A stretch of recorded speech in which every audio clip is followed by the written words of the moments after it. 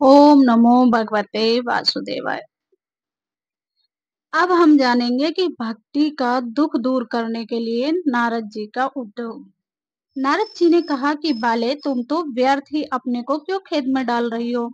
अरे तुम इतनी चिंतातुर क्यों हो। भगवान श्री कृष्ण के चरण कमलों का चिंतन करो। उनकी कृपा से तुम्हारा सारा दुख दूर हो जाएगा। जिन्होंने कौरवों के अत्याचार से द्रौपदी की रक्षा की थी और गोप सुंदरियों को शनाथ किया था, वे श्री कृष्ण कहीं चले थोड़ी ही गए हैं।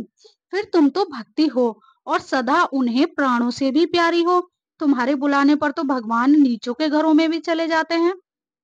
सत्य, त्रेता और द्वापर, इन तीन युग में ज्ञान और वैराग्य मुक्ति के साधन थे, किंतु कलयुग में तो केवल भक्ति ही ब्रह्म सायुज्य मोक्ष की प्राप्ति कराने वाली है। यह सोचकर ही परमानंद चिन्ह मूर्ति ज्ञान स्वरूप श्री हरि ने अपने सत्य स्वरूप से तुम्हें रचा है। तुम साक्षात श्री कृष्ण चंद्र की प्रिया और परम सुंदरी हो। एक बार जब तुमने हाथ जोड़कर पूछा था कि मैं क्या करूं, तब भगवान ने तुम्हें यही आज्ञा दी थी कि मेरे भक्तों का पोषण करो। तुमने भगवान की वह आज्ञा स्वीकार कर ली।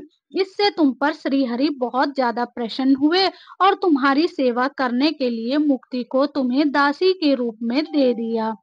इन ज्ञान वैराग्यों को पुत्र के रूप में तुम अपने साक्षात स्वरूप से बैकुंठ धाम में ही भक्तों का पोषण करती हो। भूलोक में तो तुमने उनकी पुष्टि के लिए केवल छाया रूप ही धारण कर रखा है। तब तुम मुक्ति, ज्ञान और वैराग्य को साथ लिए पृथ्वी तल पर आई और सतयुग से द्वापर्यंत बड़े आनंद से रही। कलयुग में तुम्हारी दासी मुक्ति पाखंड रूप रोग से पीड़ित होकर क्षीण होने लगी थी, इसलिए वह तो तुरंत ही तुम्हारी आज्ञा से बैकुंठ लोक को चली गई। इस लोक में भी तुम्हारे स्मरण करने से वही आता है और फिर वही चली जाती है, किंतु इन ज्ञान वैराग्यों को तुमने पुत्र मानकर अपने पास ही रख छोड़ा है। फिर भी कलयुग में इनकी उपेक्षा होने के कारण तुम्हारे ये पुत्र उत्साहहीन और वृद्ध हो गए हैं। फिर भी तुम चिंता ना करो, मैं इनके नवजीवन का उपाय सोचता हूँ। सुमुखी कली के समान कोई भी युग नहीं है। इस युग में तुम्हें घर घर में प्रत्येक पुरुष के हृदय में स्थापित कर दूंगा। देखो, अन्य सब धर्मों को दबाकर और भक्ति विषयक महोत्सवों को आगे रख कर यदि मैंने लोक में तुम्हारा प्रचार ना किया, तो मैं श्री हरि का दास नहीं। इस कलयुग में जो जीव तुमसे युक्त होंगे, वे पापी होने पर भी बेखटके भगवान श्री कृष्ण के अभय धाम को प्राप्त होंगे। जिनके हृदय में निरंतर प्रेम रूपणी भक्ति निवास करती है, वे शुद्धांत करण पुरुष स्वप्न में भी यमराज को नहीं देखते। जिनके हृदय में भक्ति महारानी का निवास है, उन्हें प्रेत, पिशाच, राक्षस या दैत्य आदि स्पर्श करने में भी समर्थ नहीं हो सकते। भगवान तप, वेदाध्ययन, ज्ञान और कर्म आदि किसी भी साधन से वश में नहीं किए जा सकते। वे तो केवल भक्ति से ही वशीभूत होते हैं। इसमें श्री गोपी जन प्रमाण है। मनुष्यों का सहस्त्रों जन्म के पुण्य प्रताप से भक्ति में अनुराग होता है। कलयुग में केवल भक्ति ही सार है। भक्ति से तो साक्षात श्री कृष्णचंद्र सामने उपस्थित हो जाते हैं। जो लोग भक्ति से द्रोह करते हैं, वे तीनों लोकों में केवल दुख ही दुख पाते हैं। पूर्व काल में भक्त का तिरस्कार करने वाले दुर्वासा ऋषि को भी बड़ा कष्ट उठाना पड़ा था।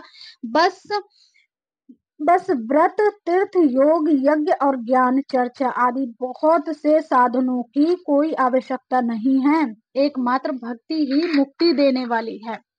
सूत जी कहते हैं, तब इस प्रकार नारद जी के निर्णय किए हुए अपने महात्म को सुनकर भक्ति के सारे अंग पुष्ट हो गए और वे उनसे कहने लगी। भक्ति महारानी ने कहा, नारद जी, आप तो धन्य हैं। आपकी मुझ में निश्चल प्रीति है। मैं सदा आपके हृदय में ही रहूंगी, कभी भी आपको छोड़कर नहीं जाऊंगी। साधु, आप बड़े कृपालु हैं। आपने क्षण भर में ही मेरा सारा दुख दूर कर दिया। किंतु अभी मेरे पुत्रों में चेतना नहीं आई। आप इन्हें शीघ्र ही सचेत कर दीजिए, अर्थात जगा दीजिए। सूत जी कहते हैं, भक्ति के ये वचन सुनकर नारद जी को बड़ी करुणा आई और वे उन्हें हाथ से हिला डुलाकर जगाने लगे। फिर उनके कान के पास मुंह लगाकर जोर जोर से कहा, ओ ज्ञान वैराग्य जाग पड़ो, ओ वैराग्य जल्दी जाग पड़ो। फिर उन्होंने वेद ध्वनि वेदांत घोष किया, बार बार गीता पाठ करके उन्हें जगाया। इससे वे सोते से जान पड़ते, जैसे के तैसे बहुत जोर लगाकर उठे, किंतु आलस्य के कारण वे दोनों भाई जम्भाई लेते रहे। नेत्र उघाड़कर देख भी ना सके, उनके बाल बगलों की तरह सफेद हो गए थे। उनके अंग प्राय सूखे कंठ के समान निस्तेज और कठोर हो गए थे। इस प्रकार भूख प्यास के मारे अत्यंत दुर्बल होने के कारण उन्हें फिर सोते देख नारद जी को बड़ी चिंता हुई और वे सोचने लगे, अब मुझे क्या करना चाहिए। इनकी यह नींद और इससे भी बढ़कर इनकी वृद्ध अवस्था कैसे दूर हो। सोनक जी इस प्रकार चिंता करते करते वे भगवान का स्मरण करने लगे। उसी समय यह आकाशवाणी हुई कि मुने खेद मत करो, तुम्हारा यह उद्योग निस्संदेह सफल होगा। देव ऋषि, इसके लिए तुम एक सत्कर्म करो, वह कर्म तुम्हें शांति शिरोमणि महानुभाव बताएंगे। उस सत्कर्म का अनुष्ठान करते ही क्षण भर में उनकी नींद और वृद्धा अवस्था चली जाएगी तथा सर्वत्र भक्ति का प्रसार होगा। यह आकाशवाणी वहां सभी को साफ साफ सुनाई दी। इससे नारद जी को बड़ा विस्मय हुआ और वे कहने लगे, मुझे तो इसका कुछ आज से समझ में नहीं आया। नारद जी बोले, इस आकाशवाणी ने भी गुप्त रूप से ही बात कही है, यह नहीं बताया कि वह कौन सा साधन किया जाए जिससे इनका उद्धार हो। वे संत न जाने कहाँ मिलेंगे और किस प्रकार उस साधन को बताएंगे। अब आकाशवाणी ने जो कुछ कहा है उसके अनुसार मुझे क्या करना चाहिए। तब सूत जी कहते हैं, सोनक जी, तब ज्ञान वैराग्य दोनों को वहीं छोड़कर नारद मुनि तो वहां से चल पड़े और प्रत्येक तीर्थ में जा जाकर मार्ग में मिलने वाले मुनीश्वरों से वही साधन पूछने लगे। उनकी इस बात को सुनते तो सब थे, किंतु उसके विषय में कोई कुछ भी निश्चित उत्तर ना देता था। किसी ने उसे असाध्य बताया, कोई बोले इसका ठीक ठीक पता लगाना ही कठिन है, कोई सुनकर चुप रह गए और कोई कोई तो अपनी अवज्ञा होने के भय से बात को टाल टूल कर ही खिसक लिए। त्रिलोकी में महान आश्चर्यजनक हाहाकार मच गया। लोग आपस में कानाफूसी करने लगे। भाई, जब वेद ध्वनि वेदांत घोष और बार बार गीता पाठ सुनाने पर भी भक्ति ज्ञान और वैराग्य ये तीनों नहीं जगाए जा सकते, तब और कोई उपाय तो हो ही नहीं सकता। स्वयं योगीराज नारद जी को भी जिसका ज्ञान नहीं है, उसे दूसरे सांसारी लोग कैसे ही बता सकते हैं। इस प्रकार जिन जिन ऋषियों से इसके विषय में पूछा गया, उन्होंने निर्णय करके यही कहा कि यह बात तो दुसाध्य ही है। तब नारद जी बहुत चिंतातुर हुए और बद्री वन में आए। ज्ञान वैराग्य को जगाने के लिए वहां उन्होंने यही निश्चय किया कि मैं यहाँ तप करूंगा। इसी समय उन्हें अपने सामने करोड़ों सूर्य के समान तेजस्वी शनकादि मुनीश्वर दिखाई दिए। उन्हें देखकर वे मुनि श्रेष्ठ कहने लगे। नारद जी ने कहा, महात्माओं, इस समय बड़े भाग्य से मेरा आप लोगों के साथ समागम हुआ है। आप मुझ पर कृपा करके शीघ्र ही वह साधन बताइए। आप सभी लोग बड़े योगी बुद्धिमान और विद्वान हैं। आप देखने में 5-5 वर्ष के बालक से जान पड़ते हैं, किंतु हे पूर्वजों के भी पूर्वज, आप लोग सदा बैकुंठ धाम में निवास करते हैं, निरंतर हरि कीर्तन में ही तत्पर रहते हैं, भगवत लीलामृत का रसास्वादन कर सदा उसी में उन्मत्त रहते हैं और एकमात्र भगवत कथा ही आपके जीवन का उद्धार है। हरि शरणम, भगवान ही हमारे रक्षक हैं। यह वाक्य मंत्र सर्वदा आपके मुख में रहता है। इसी से काल प्रेरित वृद्धा अवस्था भी आपको बाधा नहीं पहुंचाती।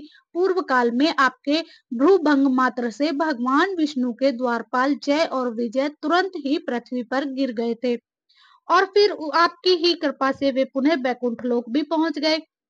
धन्य है, इस समय आपका दर्शन बड़े ही सौभाग्य से हुआ है। मैं बहुत दीन और आप लोग स्वभाव से ही दयालु हैं, इसलिए मुझ पर आपको अवश्य ही कृपा करनी चाहिए। बताइए, आकाशवाणी ने जिसके विषय में कहा है वह कौन सा साधन है और मुझे किस प्रकार उसका अनुष्ठान करना चाहिए। आप इसका विस्तार से वर्णन कीजिए। भक्ति ज्ञान और वैराग्य को किस प्रकार सुख मिल सकता है और किस तरह इनकी प्रेम पूर्वक सब वर्णों में प्रतिष्ठा की जा सकती है। तब सनकादि ने कहा, देव ऋषि आप चिंता न करें, मन में प्रसन्न हो, उनके उद्धार का एक सरल उपाय पहले से ही विद्यमान है। नारद जी आप धन्य हैं, आप विरक्तों के शिरोमणि हैं, श्री कृष्ण दासों के दास के शाश्वत पथ प्रदर्शक एवं भक्ति योग के भास्कर हैं। आप भक्ति के लिए जो उद्योग कर रहे हैं वह आपके लिए कोई आश्चर्य की बात नहीं समझनी चाहिए। भगवान के भक्तों के लिए तो भक्ति की सम्यक स्थापना करना सदा ही उचित है। ऋषियों ने संसार में अनेकों मार्ग प्रकट किए हैं, किंतु वे सभी कष्ट साध्य हैं और परिणाम में पर्याय स्वर्ग की ही प्राप्ति कराने वाले हैं। अभी तक भगवान की प्राप्ति कराने वाला मार्ग तो गुप्त ही रह गया है। उसका उपदेश कराने वाला पुरुष पर्याय भाग्य से ही मिलता है। आपको आकाशवाणी ने जिस सत्कर्म का संकेत किया है उसे हम बतलाते हैं, आप प्रसन्न और सम्मानित चित्त होकर सुनिए। नारद जी द्रव्य यज्ञ, तपोयज्ञ, योग यज्ञ और स्वाध्याय रूप ज्ञान यज्ञ, ये सब तो स्वर्ग आदि की प्राप्ति कराने वाले कर्म की ओर संकेत करते हैं। पंडितों ने ज्ञान यज्ञ को ही सत्कर्म मुक्तिदायक कर्म का सूचक माना है। वह श्रीमद् भागवत का पारायण है जिसका गान शुक आदि महानुभावों ने किया है। उसके शब्द सुनने से ही भक्ति ज्ञान और वैराग्य को बड़ा बल मिलेगा। इससे ज्ञान वैराग्य का कष्ट मिट जाएगा और भक्ति को आनंद मिलेगा। सिंह की गर्जना सुनकर जैसे भेड़िए भाग जाते हैं, उसी प्रकार श्रीमद् भागवत की ध्वनि से कलयुग के सारे दोष गर्जना सुनकर नष्ट हो जाएंगे। तब प्रेम रस प्रवाहित करने वाली भक्ति ज्ञान और वैराग्य को साथ लेकर प्रत्येक घर और व्यक्ति के हृदय में क्रीड़ा करेगी। नारद जी ने कहा कि मैंने वेद वेदांत की ध्वनि और गीता पाठ करके उन्हें बहुत जगाया, किंतु फिर भी भक्ति ज्ञान और वैराग्य ये तीनों नहीं जागे। ऐसी स्थिति में श्रीमद् भागवत सुनाने से वे कैसे जागेंगे, क्योंकि उस कथा के प्रत्येक श्लोक और प्रत्येक पद में भी वही वेदों का ही तो सारांश है। आप लोग शरणागत वत्सल हैं तथा आपका दर्शन कभी व्यर्थ नहीं होता, इसलिए मेरा यह संदेह दूर कर दीजिए, इस कार्य में विलंब ना कीजिए। सनकादि ने कहा कि श्रीमद् भागवत की कथा वेद और उपनिषदों के सार से ही बनी है, इसलिए उनसे अलग उनकी फल रूपा होने के कारण वह बड़ी उत्तम जान पड़ती है। जिस प्रकार रस वृक्ष की जड़ से लेकर शाखा प्रयत्न रहता है, किंतु इस स्थिति में उसका आश्वादन नहीं किया जा सकता, वही जब अलग होकर फल के रूप में आ जाता है तब संसार में सभी को प्रिय लगने लगता है। दूध में घी तो रहता है, किंतु उस समय उसका स्वाद अलग नहीं मिलता। वही जब उससे अलग हो जाता है तब वे देवताओं के लिए भी स्वादवर्धक हो जाता है। खांड ईख के ओर छोर में और बीच पे ही व्याप्त रहती है, तथापि अलग होने पर उसकी कुछ और ही मिठास होती है। ऐसे ही यह भागवत की कथा है। यह भागवत पुराण वेदों के समान है।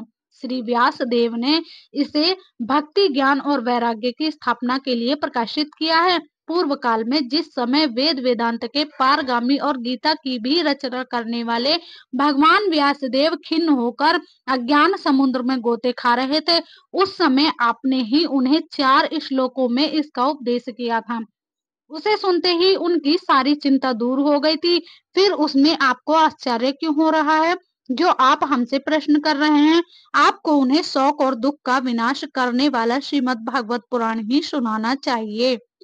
नारद जी ने कहा, महानुभावों, आपका दर्शन जीव के संपूर्ण पापों को तत्काल नष्ट कर देता है और जो संसार दुख रूप दावानल से तपे हुए हैं उन पर शीघ्र ही शांति की वर्षा करता है। आप निरंतर शेष जी के सहस्त्र मुखों से गाए हुए भगवत कथामृत का ही पान करते हैं। मैं प्रेम लक्षणा भक्ति का प्रकाश करने से उद्देश्य से आपकी शरण लेता हूँ। जब अनेकों जन्मों के संचित पुण्य पुंज का उदय होने से मनुष्य को सत्संग मिलता है, तब वह उसके अज्ञान जनित मोह और मदरूप अंधकार का नाश करके विवेक उदय होता है। ओम नमो नारायण।